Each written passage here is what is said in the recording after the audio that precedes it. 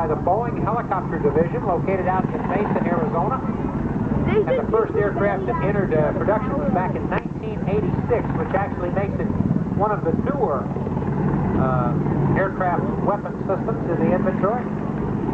Its primary mission is the helicopter gunship role in today's Army. And of course is basically a follow-on to the Cobra helicopter, which was used so much in the Vietnam conflict.